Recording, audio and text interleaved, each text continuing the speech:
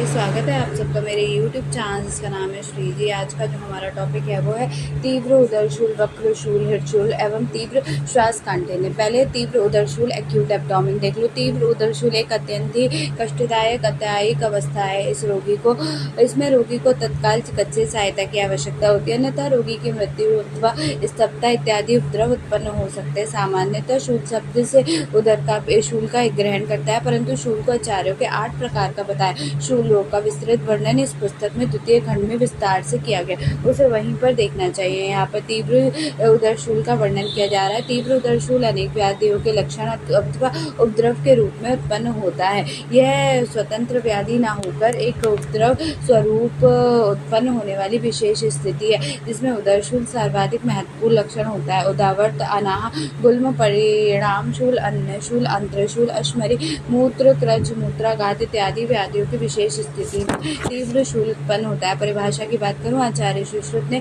उदरशूल में शंकु चुभने के समान तीव्र वेदना होती है स्थिति को शूल का है। वस्तुतः ये समान शूल की परिभाषा, परंतु यहाँ पर तीव्र वेदना शब्द की तीव्र उदरशूल का ग्रहण किया जा सकता है। सामान्य निदान की मैं बात करूँ तो है अपान वायु, मूत्र वेग एवं पुरुष वेग इत्यादि का धारण, अत्यधिक आहार ग्रहण, अजीर्ण, अधेशन, विरुद्ध आहार का सेवन, भोजन के पूर्व जल अथवा अद्रव पदार्थ का सेवन, अंकुरित विकृत नष्ट अंकुर हुए धान्य का अति सेवन, शुष्क मांस का सेवन। विशेष निदान है आपका duodenal ulcer, gastric ulcer, hyper acidity, appendicitis, peritonitis, ileitis, colitis, सेलेफोनाइटिस, इंटेस्टिनल ऑब्स्ट्रक्शन और ट्रॉमा। संप्राप्ति की मैं बात करूँ तो संप्राप्ति चक्र है, निदान सेवन करोगे बात आदि दोष प्रकोप होंगे, विभिन्न अवयवों को दूर समुच्चन होगा, संभवतः अंगों में शूल की उत्पत्ति होगी, वायु का अधिक प्रकोप होकर तीव्र उदरशूल रोग की उत्पत्ति होगी। उसके बाद संप्राप्ति घटक की बात करूँ तो दोष है आपका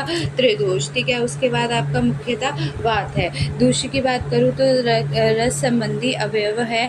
उसके बाद अगर मैं अधिष्ठान की बात करूँ तो उदर प्रदेश है। स्रोतस की बात करूँ तो मुख्यतः महास्रोतस है। नेक्स्ट वन है स्रोत दृष्टि प्रकार की बात करूँ, बीमार गमन है और संघ है। उसके बाद अगर व्याधि स्वभाव की बात करूँ तो दारुण है। नेक्स्ट की अगर मैं बात करूँ साध्यता, असाध्यता की, को कृत साध्य और असाध्य है, ठीक है। नेक्स्ट अगर मैं बात करूँ प्रमुख लक्षण की तो इसमें रेस्टलेसनेस होती है, नर्वसनेस होती है और आपका परसेप्शन होता है, वर्टिगो होता है, रैपिड एंड शैलो रेस्पिरेशन होता है, इंक्रीज जो पल्स रेट होता है, ठीक है। इसके बाद अगर मैं बात करूँ तो साक्षेप निदान की तो उसमें क्या होगा, देखो परिणामशूल, अंशूल, अम्लपित्त, गुल्म, ये 3 तरीके के दिए गए हैं। पहले परिणामशूल की बात कर लेते हैं तो इसमें क्या होगा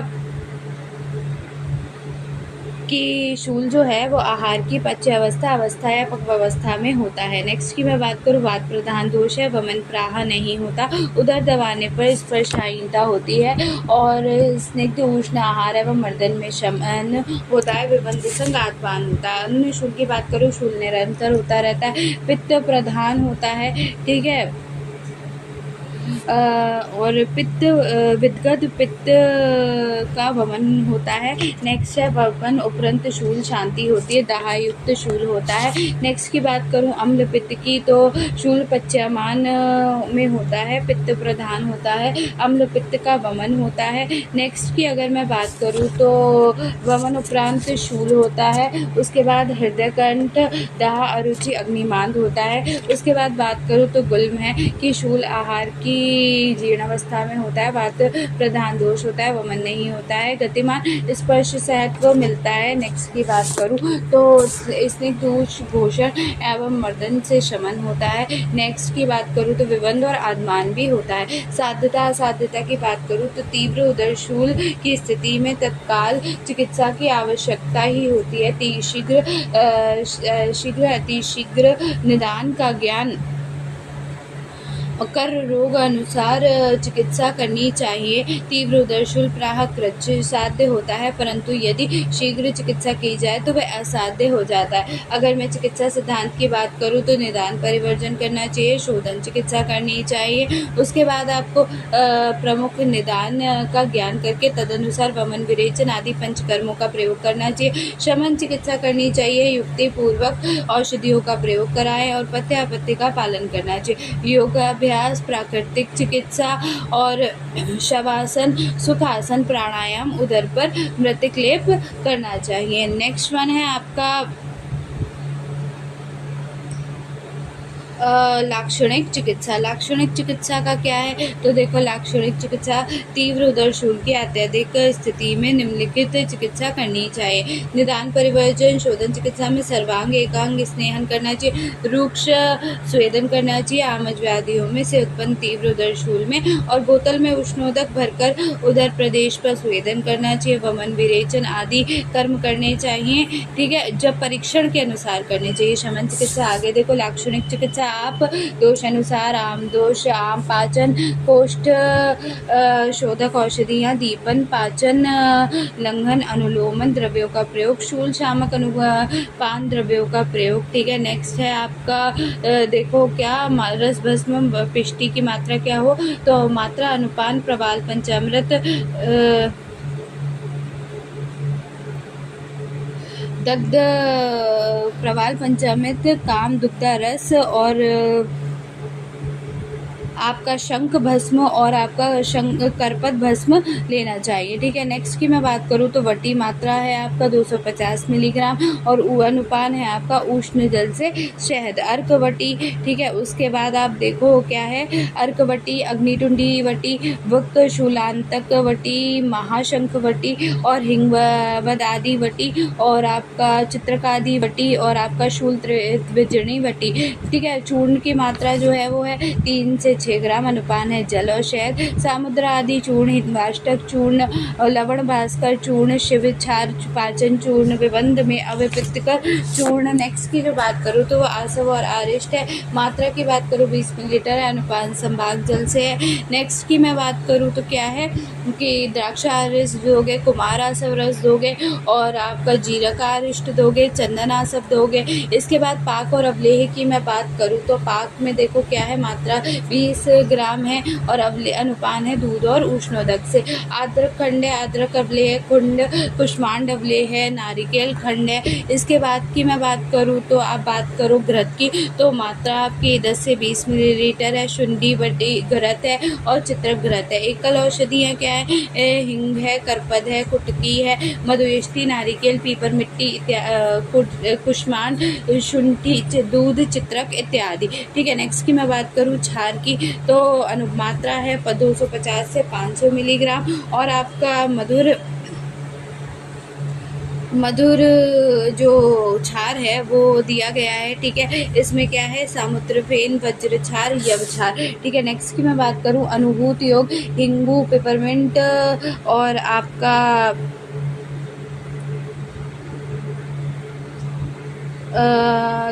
कृमि चिकित्सा बताई गई है। इसमें क्या बताया गया है कि तीव्र उदरशूल का कारण यदि कृमि हो तो प्राकृतिक विघात करने से उपरांत कृमि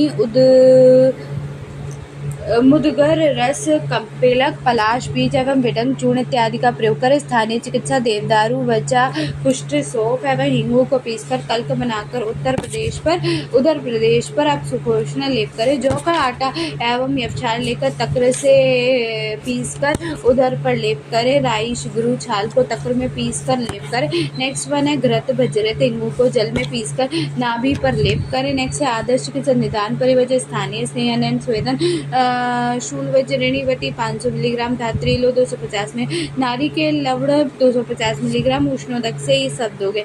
ठीक है, नेक्स्ट की मैं बात करूं तो आप भोजन उपरांत अविपित्तकर चूर्ण 2 ग्राम, सूर्यकेशर रस 125 मिलीग्राम, शंख भस्म 250 मिलीग्राम, पित्तांतक योग 500 मिलीग्राम का उष्ण जल से 1 से 2 मात्रा दोगे। नारिकेल खंड दोगे 20 ग्राम, दूध से दोगे 1 से 2 मात्रा। पथ्यापथ्य का पालन करना चाहिए। नेक्स्ट है acute abdomen. Acute abdomen is an used to define a group of abdominal condition in which promote surgical treatment must be considered considered to treat the perforation, peritonitis, vascular and other intra-abdominal gastrocolitis. Important causes है bowel का acute appendicitis, perforated peptic ulcer or abdominal viscous diverticulum disease, intestinal obstruction and strangulation, vascular causes acute vascular insufficiency, rupture, aortic aneurysm, gynecological cause, ruptured ectopic pregnancy, acute self-night, rupture ovarian cyst, other causes colonitis, acute meningitis,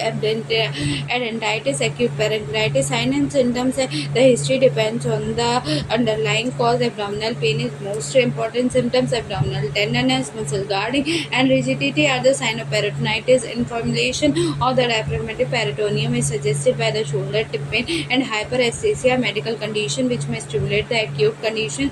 Abdomen include the parasitic pneumonia, myocardial infarction, acute pyelonephritis, irritable bowel syndrome, etc. Management principle है IV fluids, correction of life-threatening acid-base disturbance and assessment of need for surgery are the first priority. Careful follow the frequent examination, very essential. Conservative treatment है complete bed rest, nil orally except a few sips of water, regular vital sign checkup, IV fluids 5%, extras and normal saline, broad spectrum antibiotics, corticosteroid as life saving drug, no purgative and enemata. वृक्षशूल की renal colitis की बात करें तो वृक्षशूल एक मूत्रवाहिनी स्रोत की सबसे प्रधान अत्यधिक व्याधि है. वृक्षशूल प्राहश्मरी के द्वारा मूत्र मार्ग अथवा मूत्र वाहिनी में अवरोध के परिणाम स्वरूप उत्पन्न करता है. इसमें उदर में तीव्र शूल होता है. रोगी अत्यंत बेचैन रहता है. यह स्थिति कुछ क्षणों में लेकर कुछ घंटों तक रहती है. मूत्र व स्रोतस की संरचना में मुख्यतः अवयव दो वृक्क, दो गवनिया, एक बस्ती तथा मूत्र प्रसेक होते हैं. वृक्क उदर गुहा के पृष्ठभाग में अंतिम पार्श्वों के समीप दक्षिण एवं वाम पार्श्व में अवस्थित होते हैं. यहाँ पर मूत्र का निर्माण होता है. वृक्कों द्वारा दोनों तरफ से दो गवनिया नीचे बस्ती में खुलती हैं.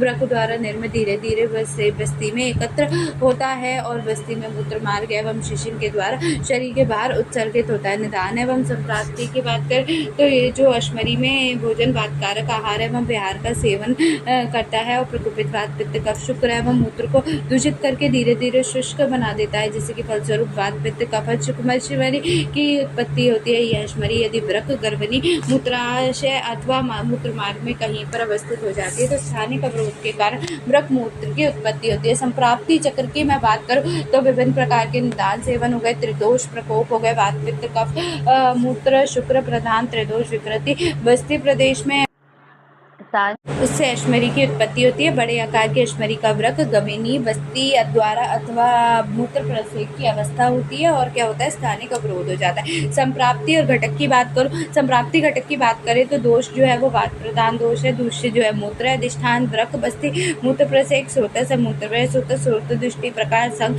व्याधि स्वभाव दारुण साध्यता असाध्यता कृतसाध. प्रमुख लक्षण की बात करूं retention of urine, acute pain in abdomen, बहुत तीव्र शूल उदर शूल मुख्यतः उदर के नीचे के भाग में अवस्थित होता है. डायसियूरिया मूत्रक्रज जिसे कहते हैं. पेरिन फ्लैंक्स कुक्षी शूल जो होता है. थर्स्ट तृष्णा, रेस्टलेसनेस होती है. परसेप्टेशन, वॉमिटिंग, डिसेंशंस ऑफ एब्डोमेन और हेमाटोम्यूरिया, फीवर. चिकित्सा की बात करें तो चिकित्सा सिद्धांत में निदान परिवर्जन हो गया. स्नेहन स्वेद वातनाशक चिकित्सा, मूत्र विरेचनीय मूत्र विशोधनीय एवं अश्मरी नाशक द्रव्यों का प्रयोग, उष्ण कटि स्नान एवं उष्ण पेय का प्रयोग, मूत्र विरेचनीय मूत्र विशोधनीय एवं अश्मरी नाशक द्रव्यों का प्रयोग, शस्त्रक्रम लाक्षणिक चिकित्सा, पर्याप्त मात्रा में तरल पदार्थों का सेवन, इक्षु रस, फलों का रस इत्यादि का सेवन. नेक्स्ट की मैं बात करूं तो आपका है चिकित्सा तो रस भस्म पिष्टि परपटी. मात्रा की बात करूं 125 से 250 मिलीग्राम. अनुपांश है जल त्रिविक क्रम रस, पाषाण वज्रक रस, वर्णोन्नत लो, चंद्रकला रस, हज रूल, युशुद्ध भस्म, श्वेत परपटी. वटी की मैं बात करूं तो आपका मात्रा है 250 से 500 मिलीग्राम. अनुपान है शहद उष्ण प्रभा, चंद्र प्रभा वटी, शिला जत्वतादि वटी, वृक्क शूलांतक वटी और सर्वोत भद्रा वटी. गोक्षुर आदि गुगलू चूर्ण की बात करूं मात्रा से 3 से 6 ग्राम. अनुपान का उष्ण चूर्ण, एलादि चूर्ण, पाषाण भेदादि चूर्ण, गोक्षुर आदि चूर्ण का की बात करूं मात्रा 20 मिलीलीटर. अनुपान संभाग जल से बृहद वरुणादि क्वाद अश्मरी हर कषाय, तृण पंचमूल क्वाथ वरुण, शिग्रुपात। घृत की बात करूँ तो मात्रा है 20 मिलीलीटर। मानपान है उष्णोदक दूध। पाषाण भेदादि घृत, कुलाथत घृत, वरुण घृत। अवलेह की बात करूँ मात्रा 20 ग्राम। अनुपान काउष्णिक गोक्षुरादि अवलेह। आसव अरिष्ट मात्रा है 20 मिलीलीटर। अनुपान संभाग जल से। पुनर्नवा आसव, पुनर्नवा अरिष्ट एकल। औषधीय पाषाण भेद गोक्षुर, ककड़ी, पपीता, त्रपुस, पुनर्नवा, शिग्रू, शिलाजतु, गुडू, चीशता, अवरी, कुलथ, शुंठी, यवचार, श्वेत परपटी, जटामासी, यवानी, तृणपंचमूल, लोध, ताल मखाना, कमल इत्यादि। नेक्स्ट है आदर्श चिकित्सावत निदान परिवजन। उधर प्रदेश पर स्नेहन स्वेदन, अधिक जल पीने के लिए प्रोत्साहन करना। सर्व तो भद्रावटी जो है वो 250 मिलीग्राम दोगे। हज रूल युहुद भस्म जो है वो भी आप 250 मिलीग्राम। त्रिविक्रम रस जो है वो आप 125 मिलीग्राम शहद से दोगे 1 से 2 मात्रा। वक शूलांतक वटी जो है वो आप दोगे,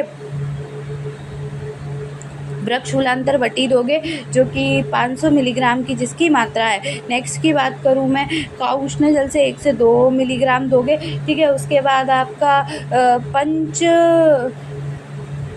पाषाण भेदादि चूर्ण दोगे 2 ग्राम, ठीक है। उसके बाद गौष्ण जल से दोगे 1 से 2 मात्रा में। नेक्स्ट जो है वो भोजन उपरांत दोगे वरुणादि क्वाथ।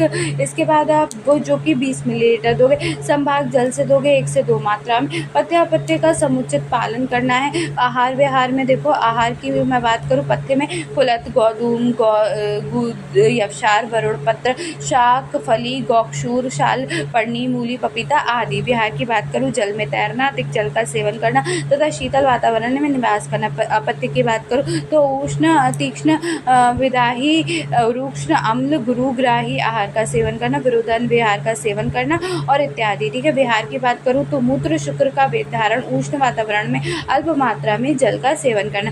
नेक्स्ट है व्हाट इज रीनल कॉलिक। इसी को जो हम क्या पढ़ रहे थे अभी, उदरशूल में कौन सा टॉपिक चला है, वृक्षशूल को ही रीनल कोलाइटिस कहते हैं। When stones becomes impacted in the ureter और an attack of renal colic develop. Renal calculus are common affecting 1% of the total population and recurrent is more than half of the patients. The total population and recurrent is more than half of the patient. Approximately 70% of the stones are calcium, 15% citrate, 5% uric acid and 1% cystine depending on the metabolic disturbance from which they arise. Signs symptoms: the patient is suddenly aware of the pain in the locus which soon radiates around the flanks to the groin and often in the testicular. The pain steadily increases in intensity to reach a maximum in a few minutes. The patient is restless and generally tries unsuccessful to obtain the relief by changing the position of pallor, sweating, vomiting. Frequency dysuria, hematuria may cause the intense pain may usually subside within 2 hours but may continue the unabated for a few hours or few days. The pain is usually constant through slight fluctuation in severity may occur. Management and principle: complete bed rest, nil orally till pain subside, applications of warmth, local hot water, back fermentation of the site of the pain, selective analgesic and anti-inflammatory drug, antispasmic drug, IV infusion of saline, normal saline and dextrose after pain is relieved. Plenty of water and liquid consumption is to be encouraged. Next one है आपका in case of large stones advice surgery, lithroscopy etc. जो अगला है एंजाइमा हिरचशूल ये हम next video में करेंगे क्योंकि वीडियो बहुत लंबी हो जाएगी, ठीक है। अभी ये लंबा टॉपिक चलने वाला है, ठीक है। तो अभी बहुत लंबा है तो अभी 2 वीडियो आ जाएंगी आराम से, ठीक है। बाय।